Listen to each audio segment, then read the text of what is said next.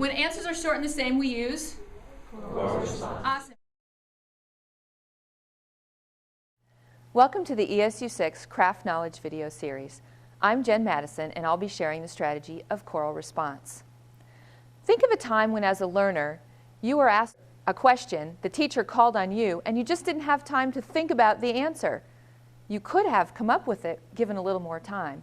Or think of the time when maybe you were just a touch off task and the teacher called on you as a gotcha strategy to refocus and you lost that dignity in front of your peers. Or think of a time when you knew the answer, but that person always blurted it out before you had a chance to respond.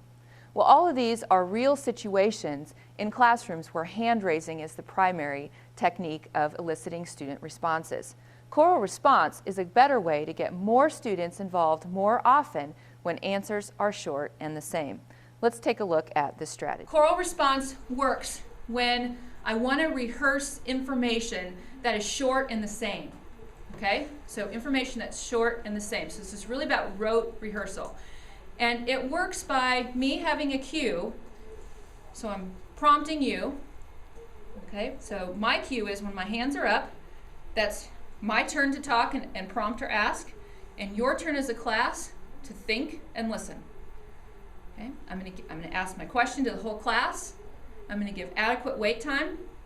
And then my cue is when the hands go down, we respond in unison to reinforce answers that are short and the same. I'm going to use a cue that I was taught where when I ask the question, my hands are up. That tells students that it's time to stop, think, and listen. In other words, it's teacher's turn to prompt, students' turn to listen and think. I'll ask the question to all students, give adequate wait time, and when my hands go down, that's the student's cue to answer all together in unison. Now, the cue doesn't so much matter. You need to have your cue that makes sense for you and teach that to your students.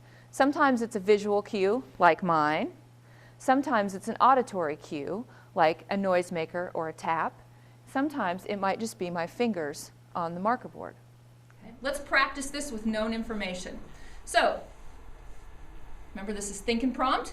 This is respond in unison. Okay. What day of the week is today? Monday. Monday. Pretty good. Let's do it one more time. What day of the week is today? Monday. We use choral response when answers are short and the same.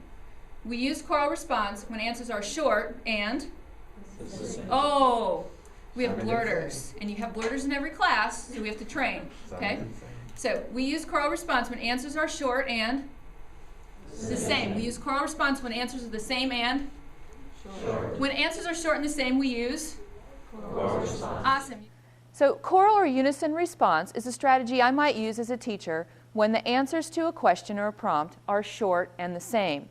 I'll use this when I want to encourage rote rehearsal or practice of important terms or concepts. And this works great because I can do it frequently to get more students involved more often. It also is a great focusing tool because I'm getting all students responding.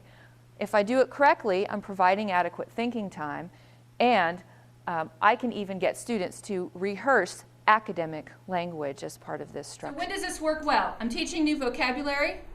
Let's say I just taught the word sesquipedalian. It's hard to pronounce. Sesquipedalian, what word?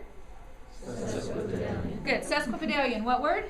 Sesquipedalian. Great. Okay. I could also use it when we've just watched an informational video clip. Okay. And I might say, what kind of turtle does whatever?